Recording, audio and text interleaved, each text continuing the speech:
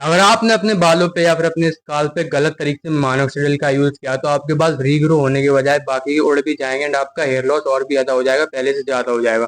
तो ऐसी कुछ गलतियां मैंने भी करी थी, मेरी हेयर लाइन रिसर्च नहीं हो रही थी, मैंने स्टिल माइनॉक्सिडिल का यूज किया था एंड मेरी हेयर लाइन रिसर्चन होना स्टार्ट हो चुका था।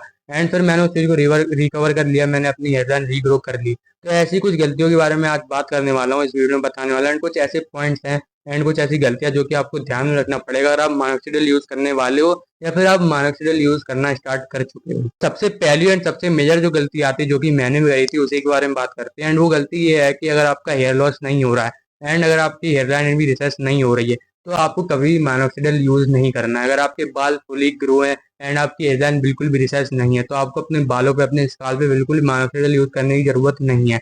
कुछ लोग ये सोचते हैं एंड मैं भी ये सोचता था कि अगर मैं अर्ली एज से ही 17 18 19 साल की उम्र से ही अपने बालों पे अपनी हेयरलाइन पे माइनॉक्सिडिल का यूज करना स्टार्ट कर दूंगा तो मेरी जो हेयरलाइन है वो माइनॉक्सिडिल के सपोर्ट से लाइफ लॉन्ग चलेगी एंड वो जल्दी रिसर्च नहीं होगी। बट इसका उल्टा होता है, अगर आप अपने बालों पे अर्ली एज से ही हेयर लाइन पे एंड अपने बालों पे मायोसिडिल का यूज करना स्टार्ट कर दोगे तो आपके बालों को एंड आपकी हेयर लाइन को एक सपोर्ट चाहिए रहेगा हमेशा के लिए मायोसिडिल का, वो बिना मायोसिडिल के रह ही नहीं पाएंगे।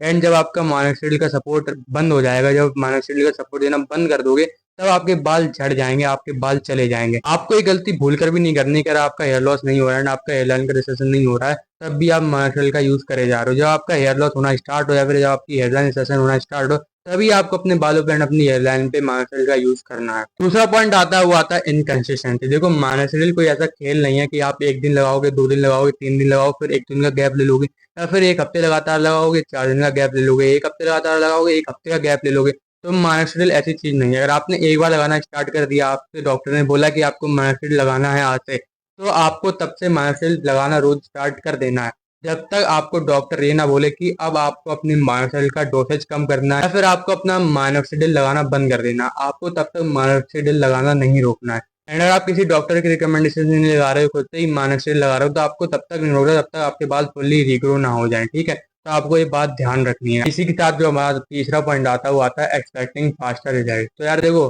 बहुत से लोगों को एक्सपेक्टेशन काफी ज्यादा हाई हो जाती है कि वो माइनॉक्सिडिल लगाना स्टार्ट करेंगे एंड उनको 15 दिन में, 1 महीने में या फिर 1.5 महीने में अच्छे खासे रिजल्ट देखने को मिल जाएंगे। बट रियलिटी में ऐसा बिल्कुल भी नहीं होता, रियलिटी बिल्कुल इससे अपोजिट है एंड इससे बहुत ही ज्यादा बेकार है। रियलिटी ये है कि जब माइनॉक्सिडिल लगाना स्टार्ट करोगे तो आपको मिनिमम 3 महीने एंड मैक्सिमम 6 महीने लग जाएंगे रिजल्ट दिखने में एंड 9 से 12 महीने में आपके अच्छे खासे बाल रीग्रो हो पाएंगे, ठीक है। और आप माइनॉक्सिडिल लगाना स्टार्ट कर रहे हो तो आपको ये ध्यान में रखना पड़ेगा कि मिनिमम आपको 12 महीने या फिर 1 साल तो लग ही जाएगा जिसमें आपको अच्छे खासे रिजल्ट देखने को मिलेंगे, ठीक है। 1 साल से पहले आपको इस चीज के ऊपर ध्यान भी देना कि आपके रिजल्ट कैसे जा रहे हैं या फिर आपको कितने रिजल्ट मिले हैं एंड आपकी जर्नी कैसे जा रही है। आपको 1 साल तक रिजल्ट के बारे में बिल्कुल भूल जाना है एंड आपको रेगुलर डॉक्टर विजिट करनी है। और आप डॉक्टर की रिकमेंडेशन से कर रहे हो एंड आपको हर महीने, हर हफ्ते अपनी हेयरलाइन की या फिर आप स्काल्प पे कहीं भी मोनोक्सिल यूज कर रहे हो वहाँ की फोटो लेती रहनी है ताकि आपको थोड़ा बहुत प्रोग्रेशन देखने को मिले, ठीक है।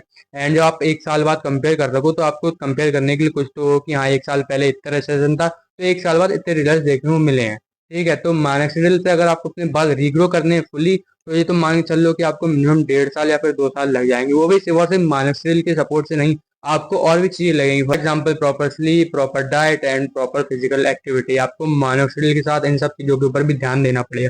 तो अगर आप माइनॉक्सिडिल लगाने जा रहे हो तो ये बहुत बड़ा इन्वेस्टमेंट है, आपको कंसिस्टेंसी भी चाहिए रहेगी, आपको रिजल्ट की उतना एक्सपेक्टेशन नहीं रखनी पड़ेगी। जो सबसे पहला पॉइंट मैंने बताया था वो तो आपको ध्यान में रखना ही पड़ेगा कि अगर आपका हेयर लॉस नहीं हो रहा, आपकी हेयरलाइन रिसर्च नहीं हो रही बिल्कुल भी, तो आपको भूल कर भी इसे यूज नहीं करना है, ठीक है। बस यार यही थी एक छोटी सी वीडियो रिगार्डिंग इस चीज के ऊपर कि आप माइनॉक्सिडिल कैसे यूज कर सकते हो एंड कौन सी गलतियां आपको नहीं करनी चाहिए।